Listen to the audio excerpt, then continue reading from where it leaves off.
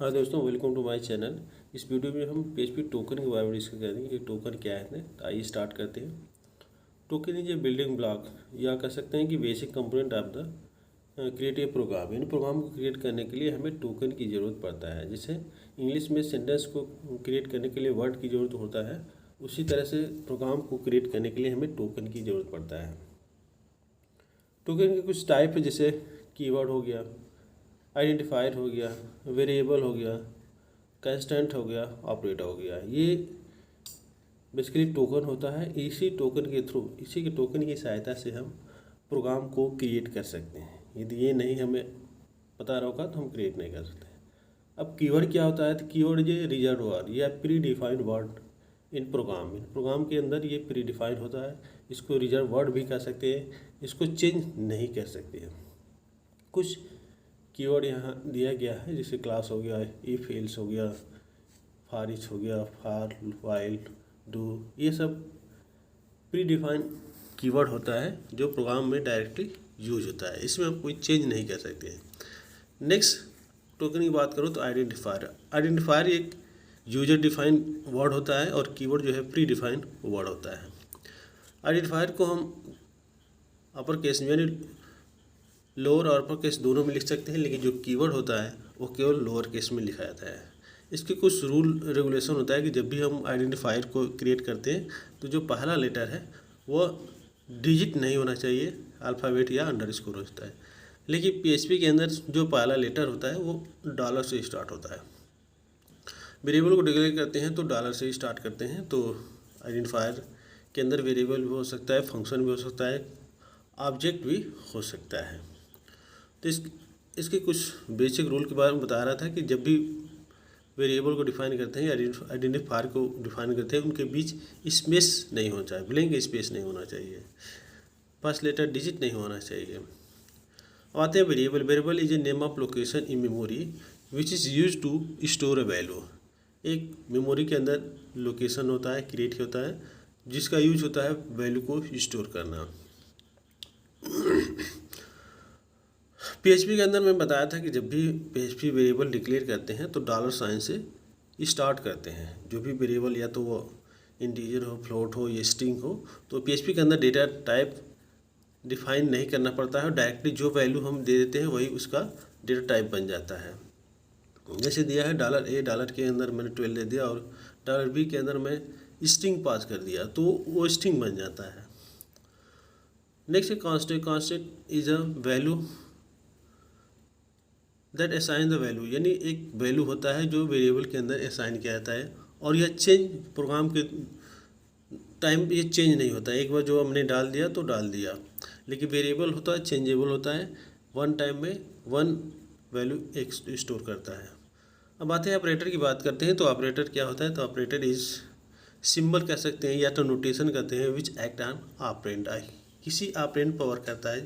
जैसे generally real life में एक ऑपरेटर किसी मशीन पर वर्क करता है, उसी तरह से प्रोग्राम के अंदर ऑपरेटर जो होता है वो किसी ऑपरेंड पर काम करता है। वो ऑपरेंड क्या होता है? एक डेटा आइटम होता है जिस पर ऑपरेटर वर्क करता है, एक्ट करता है। तो ऑपरेटर सिंबल है या नोटेशन कहते हैं जो किसी ऑपरेंड पर वर्क करता है। इसके कुछ टाइप तो बहुत सारे हैं, लेकिन मेन मैं डिस्कस करता हूँ यहाँ पर। पहले आपका अर्थमेटिक ऑपरेटर में जितनी भी कैलकुलेशन है, प्लस माइनस सब होता है। दूसरा असाइनमेंट मतलब वैल्यू को असाइन करने के लिए यूज किया जाता है। थर्ड जो है रिलेशनल ऑपरेटर है, ये दो वेरिएबल को कंपेयर करने के यूज किया जाता है। स्टार्ट करते हैं, जैम पहले स्टार्ट करते हैं और इसको अपाचे और बैंक इसको स्टार्ट करते हैं। उसके बाद सबलाइम टेक्स्ट यानी एडिटर पर आते हैं, जिस पर हमें कोडिंग करना है, और इसको ओपन करते हैं। अब इसको लिंक कराते हैं कि जो हमारा फोल्डर है वो फोल्डर कहाँ रहता है? जैम के अंदर htdoc के अंदर हम एक फ़ोल्डर बनाते हैं। उस फोल्डर को पहले इस सबलाइम टेक्स्ट से लिंक कराते हैं। तो एक फ़ोल्डर यहाँ बनाते हैं। फोल्डर, हाँ, इसका जो फोल्डर का नाम मैंने PHP ट्यूटोरियल के नाम से डाला हूँ, और इस फोल्डर को डायरेक्टली हम सबलाइम टेक्स्ट से लिंक करा देते हैं। तब जब भी प्रोग्राम हम एडिट करेंगे या राइट करते हैं, उसको ऑटोमेटिक आपका है एग्जीक्यूट। अब देखिए, ये जब सबलाइम टेक्स्ट के अंदर फोल्डर लिंक हो गया। अब उसके अंदर हमें एक फाइल बनाना है, और फाइल का नाम हमने दे देते हैं ऑपरेटर। अब बेसिकली हम लोग PHP पढ़ रहे हैं तो जो एक्सटेंशन होगा .php होगा। यदि मैं C पढ़ता तो .c होता और जावा पढ़ता तो .c, ये एक्सटेंशन है। तो हमने ऑपरेटर .php के नाम से एक फाइल बना दी। अब देखिए PHP ट्यूटोरियल्स के अंदर ऑपरेटर .php आ गया। अब यहाँ से हम कोडिंग स्टार्ट करते हैं। कोडिंग HTML के अंदर इसका होता है, क्योंकि HTML एम्बेडेड करता है PHP को। अब यहाँ से मैं बॉडी के में लेता हूँ, बॉडी के अंदर PHP का कोडिंग स्टार्ट करता हूँ। अब ये क्वेश्चन मार्क PHP और क्वेश्चन मार्क से एंगल ब्रैकेट को बंद कर देते हैं। अब इसके अंदर हम कोडिंग दिखाते हैं। तो सबसे पहले मैं दिखाता हूँ अर्थमेटिक ऑपरेटर। अर्थमेटिक ऑपरेटर में बताया था कि plus minus addition subtraction addition subtraction multiplication division और रिमाइंडर, ये जो है अर्थमेटिक ऑपरेटर होता है जो दो ऑपरेंट के बीच काम करता है, दो ऑपरेंट के बीच काम करता है। तो उसको मैं एग्जाम्पल के थ्रू दिखाता हूँ। दो मैं वेरिएबल ले लेता हूँ, A और B ले लेता हूँ और उसके अंदर कोई वैल्यू पास कर देता हूँ। A और B ले लिया और उसके अंदर मैं वैल्यू पास कर दिया। टेबल 32 में पास कर दिया। अब इको प्रिंट कराते हैं, यानी एडिशन। सबसे पहले एडिशन करते हैं कि दोनों वेरिएबल का एडिशन करते हैं। तो PHP के अंदर कोई स्टेटमेंट को प्रिंट करना हो तो इको का यूज करते हैं, या प्रिंट भी यूज कर सकते हैं, लेकिन ज़्यादातर इको ही लगाते हैं। तो एडिशन के अंदर हमने $A प्लस $B को पास कर देते हैं। तो ये दोनों वेरिएबल को ऐड करके डिस्प्ले कर देगा, यानी आउटपुट हमारा दे देगा। और इसको आउटपुट ब्राउज़र पर देता है, क्योंकि PHP एक सर्वर साइड स्क्रिप्टिंग लैंग्वेज है। तो जो भी आउटपुट आएगा ये ब्राउज़र के थ्रू, ये लोकल ब्राउज़र है, लोकल सर्वर है, सर्वर का काम करता है। यहाँ सबसे पहले ब्राउज़र में लिखते हैं लोकल होस्ट और उस फाइल का नाम लिखते हैं जहाँ फाइल हमारा फोल्डर का नाम करते हैं, उसके बाद फाइल का नाम देते हैं, तब हमारा आउटपुट आता है। तो इस ब्राउज़र में हम लोकल होस्ट पहले डालते हैं, फिर फाइल फोल्डर का नाम डालते हैं, फिर उसके बाद फाइल का नाम, तब हमारा आउटपुट डायरेक्टली आ जाता है। तो ये हमने किया और हमारा आउटपुट आ गया है। और इसको देखते रिफ्रेश करते हैं और ये हमारा आउटपुट डिस्प्ले हो गया। तो इस तरह से हम आउटपुट ले सकते हैं किसी भी प्रोग्राम का या किसी प्रोग्राम। अब ब्रेक के लिए इसमें HTML तो जानते हैं BR लगाया जाता है, लेकिन यहाँ भी BR लगाया जाता है। तो देखते हैं ये सबसे ऊपर असाइनमेंट अर्थमेटिक ऑपरेटर है और इसके अंदर एडिशन का आता है। इसी तरह से हम जैसे सब्ट्रैक्शन का कर सकते हैं, मल्टीप्लिकेशन का कर सकते हैं, डिवीजन का कर सकते हैं। जितने भी अर्थमेटिक ऑपरेटर है सबका हम प्रोग्राम राइट कर सकते हैं। अब देखो पहला है अर्थमेटिक को, और इसको सब्ट्रैक्शन कर देता हूँ, मल्टीप्लिकेशन कर देता हूँ। तो जितने भी अर्थमेटिक ऑपरेटर है यहाँ यूज कर सकते हैं। और जहाँ प्लस है वहाँ माइनस लगा देते हैं। वैल्यू मैंने चेंज कर दिया। अब इसको प्रिंट करके देखता हूँ, ये हमारा आ गया। अब देखते हैं एक ही लाइन में आ रहा है, तो इसको ब्रेक करने के लिए हम BR का यूज़ करते हैं। अब देखो ये पहला है अर्थमेटिक, मल्टीप्लिकेशन, सब्ट्रैक्शन, हाँ, और चौथा जो है डिवीजन का काम करता है। तो जो चारों ऑपरेटर है अर्थमेटिक ऑपरेटर का यहाँ हमने डिस्प्ले कर दिया, इसमें कोडिंग करके कंप्लीट कर दिया। और इसको रन करके देखते हैं कि हमारे चारों ऑपरेटर्स काम कर रहा है कि नहीं कर रहा है। तो जैसे कंप्लीट हो गया प्रोग्राम हमारा। अब इसको आउटपुट लेते हैं। देखिए चारों का चारों रन हो गया, एग्जीक्यूट हो गया, यानी अर्थमेटिक ऑपरेटर कंप्लीट हो गया है। तो अब नेक्स्ट जो ऑपरेटर की बात करते हैं, next operator relational operator. Relational operator को बताया था कि वो दो वेरिएबल को कंपेयर करने के लिए यूज किया जाता है, यानी वो कौन छोटा है, कौन बड़ा है या इक्वल है। तो उस तरह के उसके लिए हम रिलेशनल ऑपरेटर यूज करते हैं। तो रिलेशनल ऑपरेटर में यही दो वेरिएबल लेता हूँ और कंडीशन लगाता हूँ, if A greater than B या ए इक्वल टू बी, तो हमारा रिलेशन बता देता है। ये रिलेशन बताए ए ग्रेटर इज देन बी, यानी ए जो है बी से बड़ा है। जब भी हम यहाँ प्रिंट कराते हैं और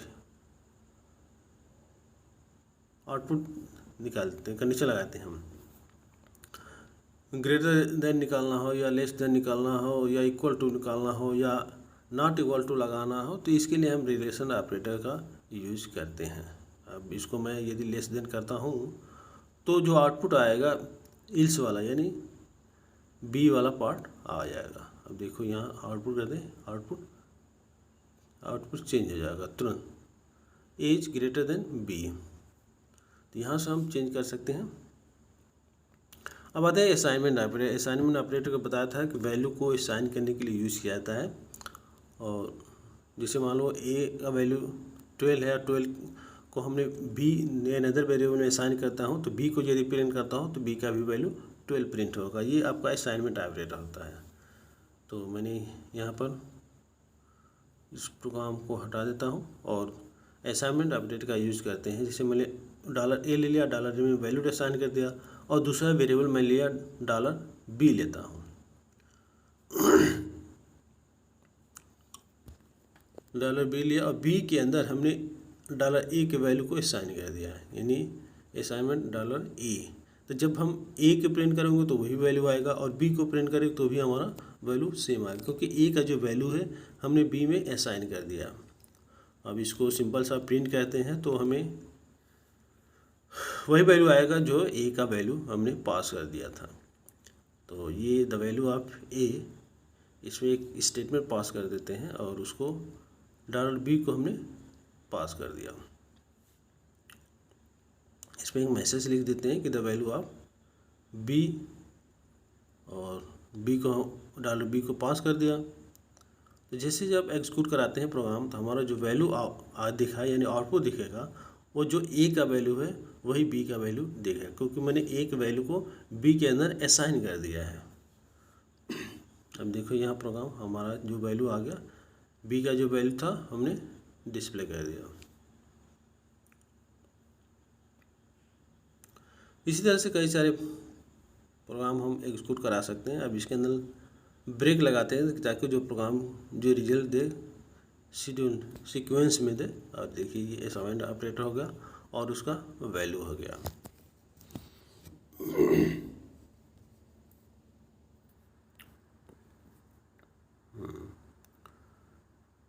असाइनमेंट ऑपरेटर भी कंप्लीट हो गया। अब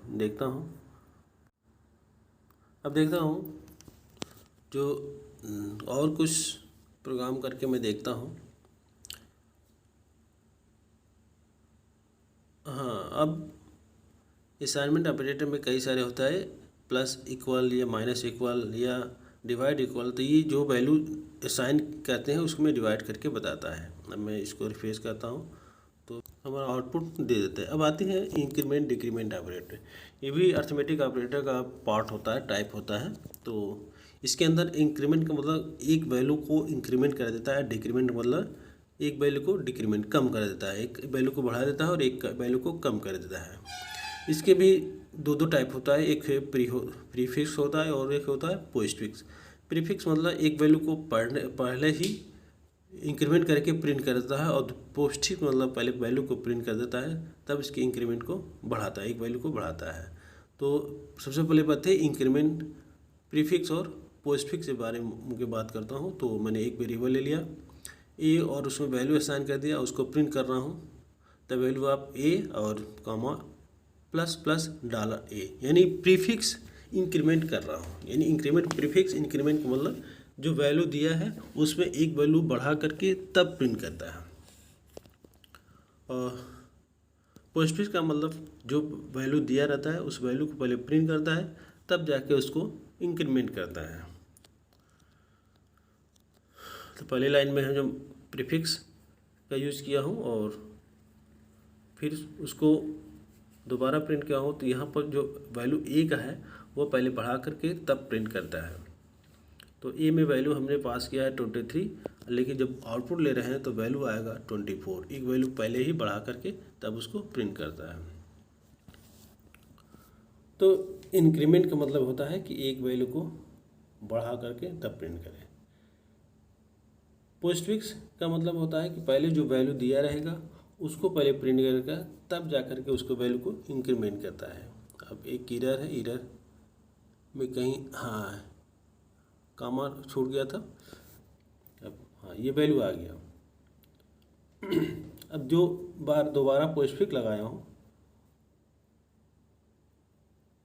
नहीं पोस्टफिक्स अभी नहीं लगाया हूँ, अब इसी को दोबारा मैं रिपीट कर रहा हूँ। और यहाँ पर जो $E लिखा है वहाँ पर $E++ कर देता हूँ। तो जब मैं यहाँ प्रिंट करूँगा तो अभी उतना ही वैल्यू आएगा जो पहले से था। अब फिर से दोबारा से मैं ए की वैल्यू को प्रिंट करता हूँ, तब नीचे वाले जो चौथे लाइन में जो था $A का वैल्यू वो यहाँ पर 25 कर देगा और इससे पहले वाले में करेगा 24। अब कोई एरर है, एरर का मतलब हाँ इस लाइन में हमने इको को सही नहीं लिखा है। हाँ अब देखता हूँ एरर क्या है। तो एरर तो होना ही चाहिए।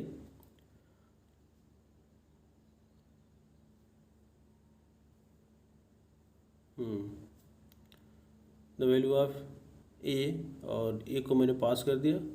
अब फिर से मैं रिफ्रेश करता हूँ तो शायद हमारा आउटपुट आ जाए। और कहीं तो दिख नहीं रहा है कि है कहाँ। ई मैं छोड़ दिया था, जो लगाया था ई को, उसमें ई हमने छोड़ दिया था, इसलिए हमारा एरर बता रहा था। अब देखते हैं, अब हमारा आउटपुट आ गया। यानी जो पांचवा लाइन है, चौथा लाइन है, उसमें एक वैल्यू को बढ़ा दिया। अब पहले लाइन में, दूसरे लाइन, अब तीसरे में भी वही 24 दिखा रहा था। और जो पांचवा लाइन है उसमें हमारा वैल्यू को एक बढ़ा दिया, 25 कर दिया। अब इसी का जस्ट अपोजिट डिक्रीमेंट ऑपरेटर होता है। डिक्रीमेंट मतलब एक वैल्यू को घटाना। इसमें 2 टाइप का होता है, प्रीफिक्स डिक्रीमेंट और पोस्टफिक्स। प्रीफिक्स मतलब जो पहले वैल्यू दिया रहता है उसको एक माइनस करके, एक वैल्यू कम करके आउटपुट देता है। और जो पोस्टफिक्स होता है पहले उस वैल्यू को प्रिंट करता है तब जाके डिक्रीमेंट करता है। तो ले जो हमारा आ गया, तो पहले में एक हटा दिया, फिर उसके बाद भी एक हटा दिया, और जब पोस्टफिक्स में लगा हुआ हूँ तो वहाँ भी 24 ही दिखा रहा था। लास्ट में जो लाइन जो मैंने प्रिंट किया था वहाँ पर हमें वैल्यू 23 दिखा रहा था। इस तरह से हमारा इंक्रीमेंट डिक्रीमेंट ऑपरेटर कंप्लीट हो गया। और इसमें देखो यही वैल्यू मैं दिखाया हूँ कि इसका जो वैल्यू आएगा इतना, यहाँ पर इतना आएगा और यहाँ से वैल्यू को कम करता जाएगा। अब यहाँ 25 था, अब 20 का वैल्यू 24 आएगा। नीचे वाली लाइन में भी 24 आएगा, और जो लास्ट लाइन जिसको मैंने प्रिंट किया हूँ वहाँ पर 23 आएगा, एक वैल्यू को कम कर देता है। तो ये रहा ऑपरेटर के बारे में कुछ मैं डिस्कस किया था कि ऑपरेटर क्या होता है, उसके कितने टाइप होता है, यह हमने डिस्कस कर चुका हूँ। अब ये सबका आउटपुट आ गया है। अब ये ऑपरेटर कंप्लीट हो गया। Thank you watching for video and like, subscribe and share.